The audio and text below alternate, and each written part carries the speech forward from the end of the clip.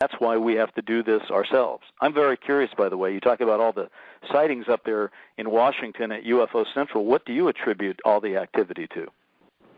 Oh, the UFOs coming in? I think it's part of our evolution. We're moving to a new place. You know, it's part of our evolutionary process where we are going to join the rest of the universe in peace. And there's certain events that we're moving towards that are extremely detrimental. So why are they where you are specifically in such a... Yeah, specifically here? Yeah. Basically because they're based here. They have a facility underneath the mountain, and it's very well known. The Native Americans, and that's where you really get the good information is go to the elders. You know, the Native Americans know exactly who they are, and you listen to their traditions, and they talk about these very, very advanced beings living on the interior that they used to take their wounded and their sick to, and they would get a message to come back up and pick them up, and in just a very short amount of time, their bones would be healed. Things, you know, just miracles happening. Have you yourself gone up there looking for them? I have, actually. Yeah. And what happened? Well, it's really interesting. There we have on footage this door opening in the middle of the mountain, and it's a massive light door, and it's kind of a square light. The candle power coming from that, there's no roads, nothing up there. It's total wilderness area.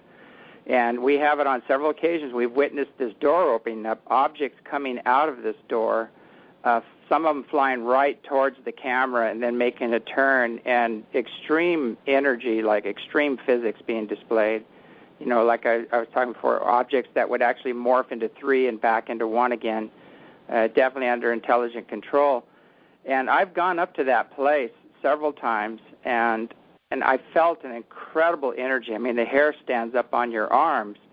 But where this door opens, all there is a giant lava face, a big lava cliff, and there's nothing there to the normal person that would go up there. You wouldn't, unless you're energy sensitive, you'd definitely feel something. But there's actually no sign whatsoever of a door being there, although we do have it on film opening up and things coming out of it on several occasions. It's pretty amazing stuff. I would suggest that if the establishment media wasn't so busy making fun of things, they'd go up and look around.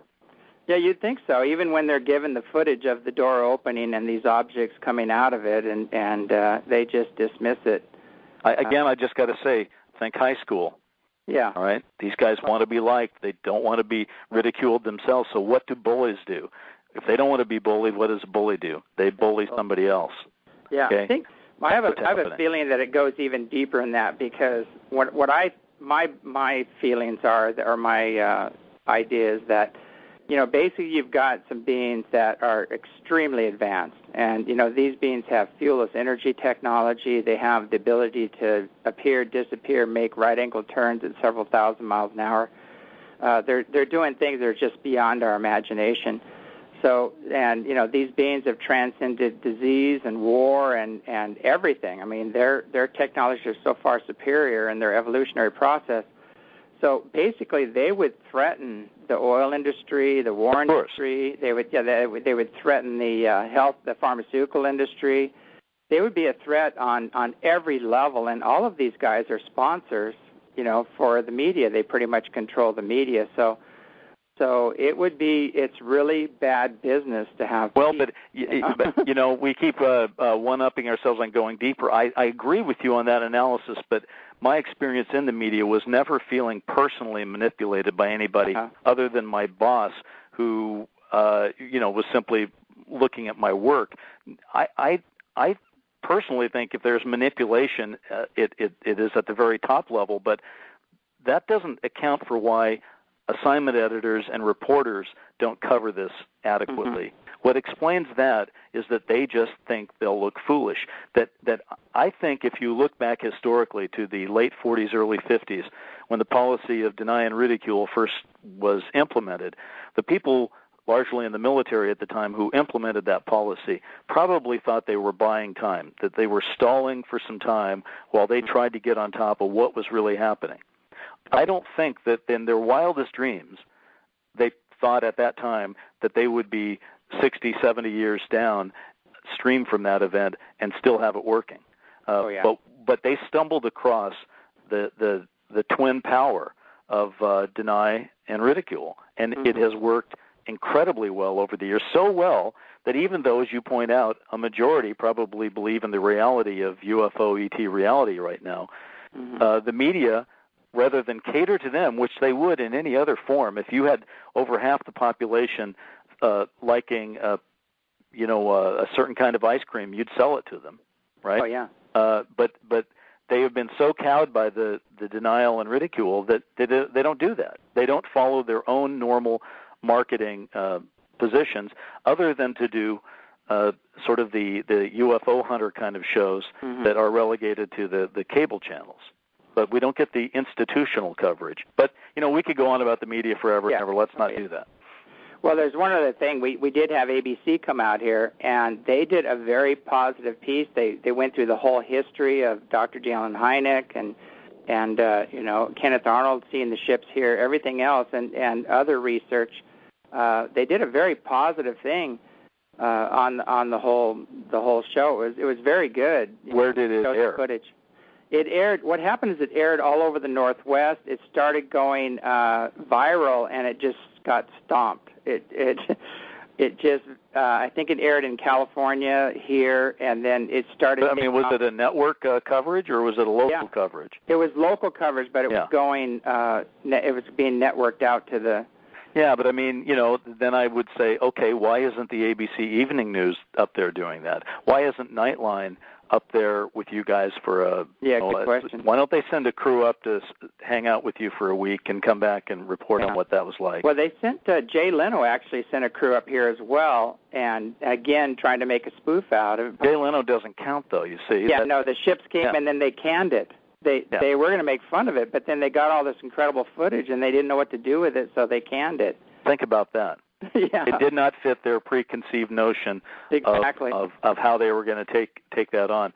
Well, listen, like I said, they're slowing down the process. There's no doubt about it, but they can't stop the process. So we will continue on. Yeah, I definitely believe that any reporter in the future that tries to make fun of this thing right now is just they are getting so much hate mail from people for doing that. Well, I don't know. You may be right, but I think that the institution of investigative journalism is not going to crack this case. They're going to get involved in it only when other indisputable events are going on. So, for example, you're saying you're getting this light show up in Washington, where you are. If it was happening over Los Angeles or New York in a regular basis, well, that would probably tip the scales. It's where it's happening in your case right now. Yeah, definitely. They one thing they did call me. I think it was Dan Tilkin was the one that did a really good show on it, But he called me back and he said, you know what? He said, our ratings went through the roof. And he said, the numbers determine our fees for advertising. He said, so he asked me if I'd come on again real soon because he said there is a motive now for them to come out and actually deal with, and experience this. There's so many other things I want to go into. Well, move on. Yeah, exactly. The Majestic 12. Now, the information, a lot of the information you just got through reading, or did you get through meeting people that are actually, in the know or part of those official denial groups? Are we speaking specifically about the whole Majestic 12 issue here? Yeah, or anything else you want to share with us that you have some really good connections. We could take a week and discuss Majestic 12 because people have strong feelings on all sides of it. I am friends with Stanton Friedman, who has devoted a large amount of his own life energy to proving those documents are true. But then I've talked to numerous other people that don't believe them. But I would say regarding the Eisenhower briefing memo and the Majestic 12 documents that they, even if they're disinformation, somebody made them. And you got to ask yourself, who would make those? What was the motivation there?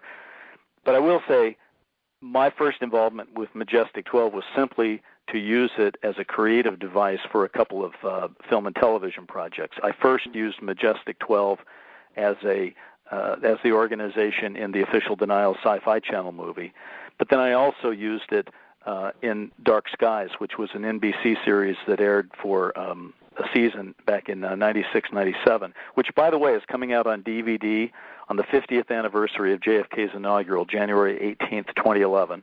Oh, great. And people can finally see the show. It used to get preempted all the time, and it was on Saturday nights, so a lot of people missed it. But it all takes place in the 60s. It's like Mad Men with aliens, and I think people will really enjoy it. But in any case, we made Majestic 12 sort of a background character, if you will, to the whole series. Does it mean that I buy into every aspect of Majestic 12?